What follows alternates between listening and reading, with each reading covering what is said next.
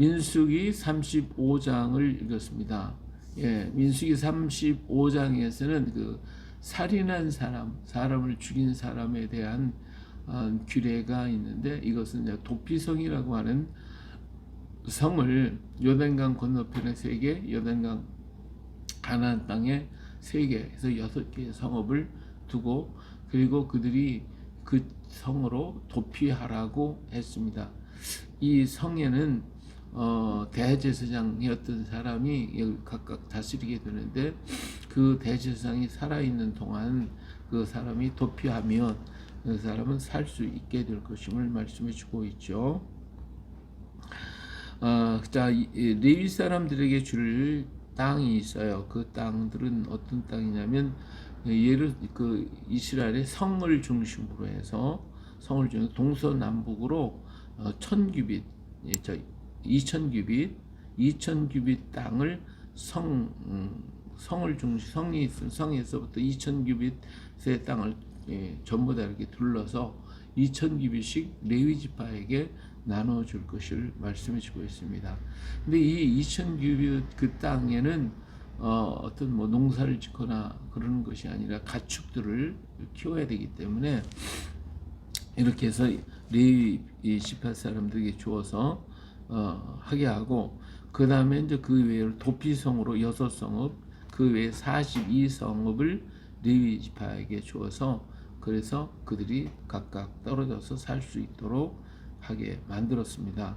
그래서 레위인에게는 모두 48성읍을 주고 그 초장도 함께 주되, 너희가 이스라엘 자손의 소유에서 레위인에게 너희가 성읍을 줄 때에 많이 받은 자에게는 많이 떼어서 주고 적게 받은 자에게는 적게 떼어 줄 것이라. 각기 받은 기업을 따라서 그 성읍들을 레위인에게 주라고 얘기했습니다. 그래서 레위인은 사실은 어떤 땅을 분배받은 게 아니라 그들이 받은 성읍에서 각 지파마다 거기서 이제 42개 성읍을 나눠서 레위 지파에게 주도록 그렇게 명하신 것이고, 또 제사장들이 이제 양들을 키우고 소나 이런 것을 키워서 제사를 지내게 하기 위해서는 그 성을 중심으로 해서 2000규빗씩 동서남북으로 2000규빗씩 떼어서 줘서 소를 관리하도록 그렇게 만들었던 것을 볼 수가 있습니다. 자, 도피성을 만드는 방법이 있죠. 도피성을 만드는 방법은 사람을 이렇게 살인했을 경우에 그로 피하게 만들어라는 것이에요. 근데 무조건 이거 살인했기 때문에 다 도피성에 들어가면 다 살 수 있느냐? 그게 아니죠. 살 수 있는 사람이 있고 살 수 없는 사람이 있어요. 이것을 여기 구분하게 만들어줍니다. 일단 도피성에 요단강을 중심으로 해서 동쪽에 3개, 서쪽에 3개 성읍을 줬어요. 그리고 도피성에 도망을 와서 살인하는 사람이 도망을 쳤어요. 근데 도망했으면 그 안에 있는 대제사장이 그 사람을 판결을 하게 됩니다. 그래서 이 사람이 고의성이 있느냐 아니면 과실치사냐, 생각이 없는데 다만 실수로 사람을 죽였느냐, 이렇게 했을 경우에 만약에 이 사람이 고의성이 있다면 그를 내보내서 죽게 만들고, 그리고 고의성이 없다는 사람은 그 성읍에 머물게 합니다. 근데 여기에 머물고 있는 사람이 답답하거든요. 그 성읍에 갇혀 있으니까. 이 답답하니까 밖으로 나가 이 도피성을 피해 나가버리는데, 그 상대방의 후손이나 다른 사람이 이 사람은 살인자에서 만나서 죽여버린다 그러면 그런 그 죄를 묻지 말라고 그랬어요. 그러니까 이 사람은 언제까지 그 도피성에 살아야 되는데, 그 성 안에 있는 도피성 안에서 거주하는 대제사장이 죽는 날까지 거기 살아야 돼요.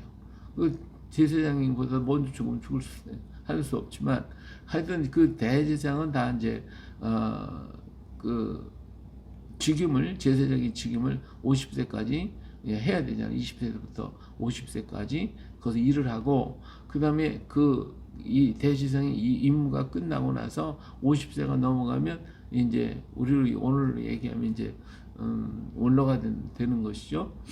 거기서 이제 직위를 벗어버리고 그리고 이제 도피성으로 가는 거예요.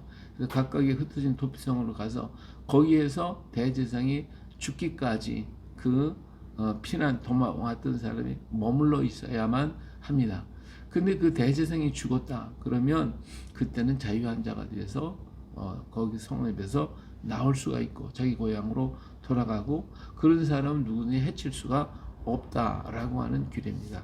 이것이 우리 민수기 35장이 있는데 자, 우리 레위 지파에게 주시고 제사장들에게 주신 그 땅들은 하나님의 일을 하는 사람에게 하나님은 그의 몫으로 이렇게 받아서 살아갈 수 있게 하는데 그들에게 직접적으로 어떤 땅을 주시는 거지 분배된 땅을 주는 게 아니라 그 성읍 중에서 그 분배받은 땅에서 넓게 받은 사람은 더 많이 주고 또 적게 받은 조그만 땅을 가진 사람은 조금 주고 이렇게 해서 42개 성읍을 갖다가 이렇게 갖게 만들었거든요. 그러니까 하나님께서 이 주의 일을 하는 사람은 회중과 더불어 살 것을 얘기하고 있는 거예요. 그래서 오늘날도 교회에서 주의 종들이 어떻게 해요? 전부 다 성도들이 주시는 헌금, 성도들이 가지고 온 것을 가지고 살아가게 되는 거죠. 별도로의 어떤 직업을 주거나 별도로의 어떤 일을 하도록 하는 게 아니라 성도들이 주는 것을 가지고 살 수 있도록 하는 거예요. 요즘에는 뭐 이제 하도 어려우니까 목사들도 뭐 이중 직업을 이렇게 갖게 하기도 하고 그래서 뭐 자비량으로 하겠다 이렇게 얘기를 하고 있는데 원칙으로 따진다고 하면 주의 종들은 성도들이 주는 것을 먹고 갖고 그들과 함께 거주하면서 그들 속에서 그들과 어우러 가는 것이 원칙적인 것이에요. 근데 요즘에 뭐 자비량 하겠다 해서 자기가 돈 벌어가지고 이렇게 하는 그런 일도 많이 있는데 하나님은 주의 일을 하는 사람에게 그만큼 할 수 있는 살아갈 수 있는 그러한 것을 성도들과 함께 백성들과 함께 거하게 되어 있고 또 하나님 앞에 늘 제사를 드릴 수 있도록 그들을 키울 수 있는 그러한 땅을 이렇게 허락해 주시는 것을 볼 수가 있습니다. 그렇기 때문에 주의 일을 하는 사람은 뭐 내가 특별히 뭘 가지고 싸가지고 하는 게 아니라 하나님이 주시는 것 같고 하나님의 영광 위해서 사는 거예요. 우리 모두가 다 마찬가지죠. 우리 모두는 다 하나님이 주시는 것이지 내 것이 어디 있습니까? 주님의 것 가지고 주를 위해 봉사하다가 주님 오라 하면 가는 것이지 다 내 것이 없습니다. 내 생명조차도 내 것이 아니에요. 우리 하나님의 것이거든요. 언제든지 하나님이 나를 이 땅에 이 땅에서 거하게 돼서 여기서 사는 것이 하나님 보실 때 합당하고 좋다면 이 땅에 머물게 할 것이고 그렇지 않고 그 땅에 있어봐서 합당치 않다고 생각하신다면 하나님이 그날로 데려가실 거예요. 그러니까 내가 이 땅에 사는 것조차도 하나님의 것이기 때문에 하나님이 두실 수도 있고 데려가실 수도 있는 거예요. 그렇기 때문에 우리는 모든 것이 다 하나님께로부터 왔다. 그저 감사하고 오늘을 사랑하는 내일은 내 날이 아니거든요. 오늘 저녁이라도 하나님이 가자 그러면 가야 되는 거지. 내가 못 가겠습니다. 발버둥 친들 되겠어요? 안 되는 거예요. 그렇기 때문에 할 일이 많은 사람은 할 일이 있는 사람이 이 땅에 존재하게 되겠지만 그러나 할 일이 없다 다 했다 하면 하나님이 데려가면 일 다 했으니까 가자 하고 데려가시는 거거든요. 근데 이 땅에 있어도 하나님 것, 저 땅으로 가도 하나님의 것, 모든 게 다 하나님의 것이지 내 것이 어디 있습니까? 그렇기 때문에 우리는 성도들과 더불어 우리 이 주변에 있는 사람들과 더불어 살다가 더불어 함께 나누고 그들을 축복하고 그들과 함께 거하다가 주님 오라 하는 날 가는 것이죠. 할렐루야. 예, 그리고 하나님께서는 이 도피성을 주셔서 참 억울하게 죽임을 당하는 그러한 일이 없도록 한 사람 한 사람의 모든 것들을 이렇게 생각하시는 거예요. 우리가 살아가다 보면 우리가 뜻하지 않은 이런 불의의 사고를 당하기도 하고 또 뜻하는 일을 만나게 되는데 그 억울함을 어떻게 감당할 수 있냐. 누가 그걸 알아주고 누가 그 문제를 풀어줄 수 있겠어요. 오직 아시는 일은 하나님밖에 없으니까 그래서 도피성을 통해 가지고 그가 살아갈 수 있도록 그렇게 하게 하시는 것이죠. 그러나 그의 죄가 없다고 하는 것은 아니에요. 아무리 과실로 했다 할지라도 그의 실수는 얼마든지 있을 수가 있거든요. 더 조심했으면 그런 일이 안 일어날 수 있는데 우리의 부지하기 때문에 이루어질 수 있어서 그 성읍에 거하게 되어지는 것입니다. 그런데 그 성읍에 있는 대제사장이 죽으면 그러면 그는 자유한 자가 되어져요. 그게 뭐예요? 죄값은 사망인데 그 죄값을 그 제사장이 대신 감당해 주는 거예요. 감당해 줬기 때문에 이제는 내 죄가 사함받았다라고 하는 의미가 되어지는 것이죠. 마찬가지예요. 오늘 우리 예수님께서 십자가에서 죽어주셨기 때문에 그 죽어주시지 않았다면 우리 죄값을 내가 감당해야 되는 거예요. 그런데 우리 예수님께서 죽어주셨거든요. 그렇기 때문에 나는 자유한 자가 되는 거예요. 주님이 우리 죄값을 담당해 주셨으니까. 그래서 우린 도비성에 있는 제사장의 죽음을 통하여 난 자유한 자가 된 것처럼 이 세상에 오직 유일하신 대제사장이신 예수 그리스도께서 죽어 주셨기 때문에 나는 자유한 자가 되어서 이제 자유롭게 살아갈 수 있게 되었고 그 날을 바라볼 수 있게 된 거예요. 이것이 하나님의 은혜요 축복이고 우리를 속에서 거하시다가 우리를 위해 죽어주시고 우리에게 생명을 부어주신 이 놀라운 하나님의 은혜가 하나님의 사랑으로 이루어진 것 아닙니까?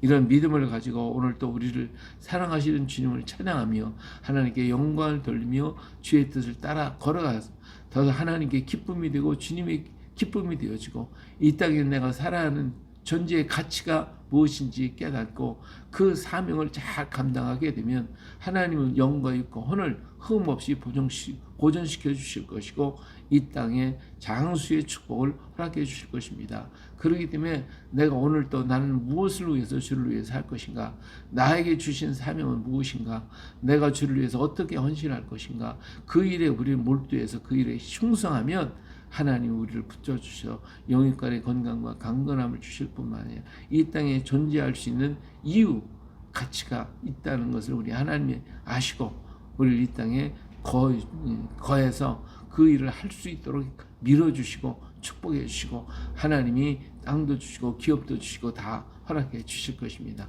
오늘도 이 멋진 하나님의 역사 속에서 하나님의 뜻을 감당하며 하나님께 영광을 돌리는 우리의 삶이 되어질 수 있기를 주의 이름으로 축원합니다.